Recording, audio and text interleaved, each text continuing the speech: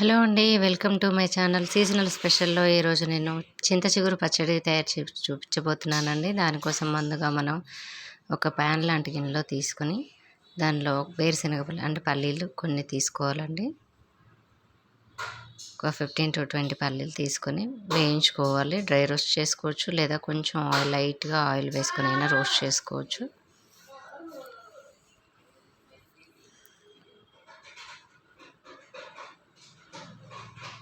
కొంచెం సిమ్‌లో పెట్టి వేయించుకోవాలండి. దీనికోసమని నేను లైట్‌గా ఆయిల్ వేసుకొని రోస్ట్ చేసుకుంటున్నాను. మాడిపోకుండా అలాగే ఎక్కువ రోస్ట్ అవ్వకుండా మీడియంగా రోస్ట్ అయ్యేలా చేసుకోవాలి. ఇవి రోస్ట్ అయిన తర్వాత వీటిని మనం మిక్సీ జార్లోకి తీసుకుందామండి. ఇప్పుడు అదే ప్యాన్ మళ్ళీ ఒకసారి పొయ్యి మీద పెట్టేసుకుని దాంట్లో ఒక పావు ఆయిల్ వేసుకోవాలి. దీనికి మనం ఎండుమిర్చి మాత్రమే వాడుకోవాలండి. ఎండుమిర్చి అయితేనే టేస్ట్ బాగుంటుంది. ఇప్పుడు ఒక టీ స్పూన్ జీలకర్ర వేసుకోవాలండి. జీలకర్ర చిటపటలాడిన తర్వాత మనం ఒక 15-20 ఎండుమిర్చి ముక్కలను వేసుకోవాలి. మిర్చిలా కాకుండా వీటిని ముక్కలు చేసి వేసుకోవడం వల్ల కొంచెం దాంట్లో ఉన్న సీడ్స్ తీసేయడానికి ఉంటుంది. అలాగే రోస్ట్ చేయడానికి కూడా ఈజీగా ఉంటుంది. ఇవి బాగా సిమ్లో పెట్టేసి వేయించుకోవాలండి. హైలో పెడితే మాడిపోతాయి. అప్పుడు మొత్తం మాడుగా ఉంటుంది పచ్చడి. వెంటనే కలుపుతూ ఉండాలి సిమ్లో పెట్టుకొని. ఎక్కువ వేడి మీద వేయకూడదండి వీటిని. కొంచెం రోస్ట్ అవ్వగానే పొయ్యి ఆఫ్ చేసుకొని వీటిని మనం మళ్ళీ మిక్సీ జార్లోకి యాడ్ చేసుకోవాలండి. ఇందాక వేరుశనగ పలుకులు తీసుకున్న దాంట్లోకి మరొకసారి ఇదే ప్యాన్ని మనం పొయ్యి మీద ఉంచేసుకొని మరొక పావు ఆయిల్ వేసుకోవాలండి.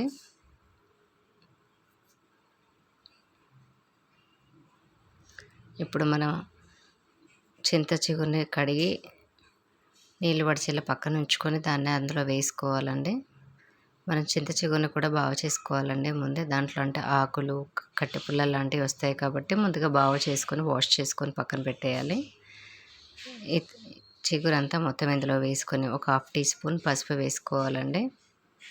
ఇప్పుడు ఇది నిదానంగా కలుపుకోవాలి. మనం వేసే 5 మినిట్స్ లోపే అది మగ్గిపోతుంటుంది, లేతగా ఉంటుంది కాబట్టి దీన్ని కూడా మనం సిమ్లో ఉంచి వేపుకోవాలి. నేను దీన్ని నీళ్ళు లేకుండా నూనెలో మాత్రమే వేపుతున్నానండి. కావాలంటే మీరు దీంట్లో వేగేప్పుడు కొంచెం వాటర్ యాడ్ చేసుకొని ఒక టీ గ్లాస్ వాటర్ యాడ్ చేసుకొని అది బాయిల్ అయ్యి ఉడికిన తర్వాత వాటర్తో సహా మిక్సీ వేసుకోవచ్చు. నేను మిక్సీ పట్టేప్పుడు వేస్తున్నానండి ఇక్కడ. మీరు ఎలా కావాలంటే అలా చేసుకోవచ్చు. ఇలా మధ్యలో కదుపుతూ బాగా కలిసేలా ఈవెన్గా కుక్ చేసుకోవాలి. ఒక 5 నిమిషాలు ఇది రోస్ట్ అయిన తర్వాత చూసారా బాగా వేగిపోతుంది.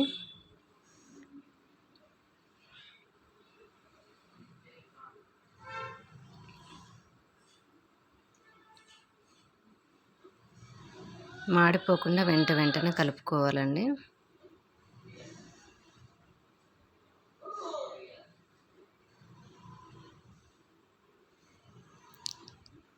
ఇలా దూరంగా జరుపుకుంటూ వేపుకోవాలి. ఆకంతా ఒకే దగ్గర లేకుండా, లేదంటే ఒకవైపు మాడిపోయి ఒకవైపు రోస్ట్ అవ్వకుండా ఉంటుంది. ఇప్పుడు మూతతో కవర్ చేసుకోవాలండి. ఒక 5 నిమిషాలు కుక్ చేసుకుంటే సరిపోతుంది. ఒక 5 నిమిషాల తర్వాత మనం మూత తీస్తే ఆ వాటర్ ఏమి ఉండదు కాబట్టి మీకు బాగా కుక్ అయిపోతుందండి.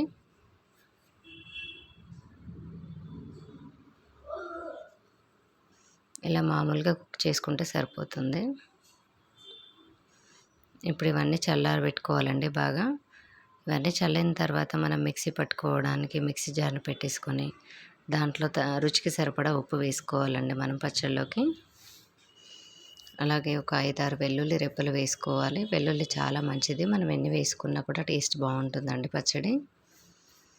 ఇప్పుడు మనం వీటిని మిక్సీ చేసుకుందామండి. పొడిలాగా అవ్వాలి.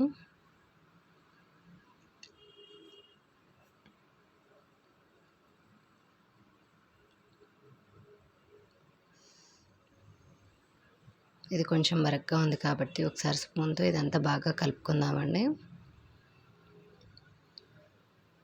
ఇది మెత్తగా అవ్వకుండా వాటర్ వేయకూడదండి. వాటర్ వేసేసరికి ఆ ముక్కలు అందులో ఉండిపోయి పేస్ట్లా అయిపోతుంది, కానీ బాగా మెదగదు మెత్తగా. ఇప్పుడు మరొకసారి మూత పెట్టుకొని మిక్సీ పట్టుకుందాము.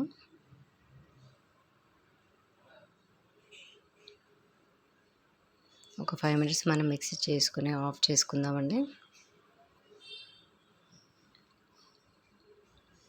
చూసారా మెత్తగా పౌడర్లా అయిపోయింది. ఇలా మెత్తగా పొడిలా అవ్వాలండి. ఇదంతా మనం ఒకసారి కదుల్చుకొని బాగా కలుపుకోవాలండి. ఇంకెక్కడైనా ఉండిపోయిందా చూసుకొని.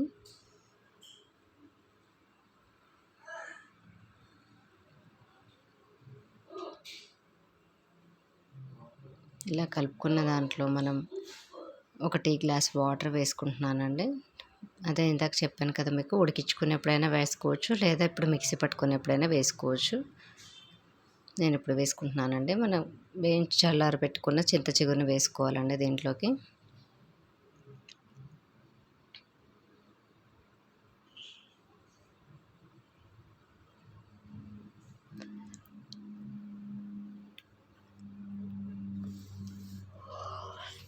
ఇప్పుడు మూత పెట్టుకొని మనం మిక్సీ పట్టుకుందామండి.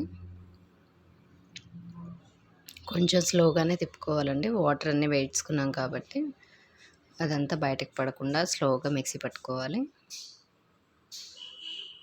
ఇప్పుడు దీన్ని ఒకసారి స్పూన్ తీసుకొని కలుపుకుందామండి. ఎక్కడైనా ఉండిపోయిందా మెదక్కుండా ఒకసారి చూసుకుంటే తెలిసిపోతుంది. చూసారా ఈవెన్గా మెదిగిపోయింది పచ్చడంతాను.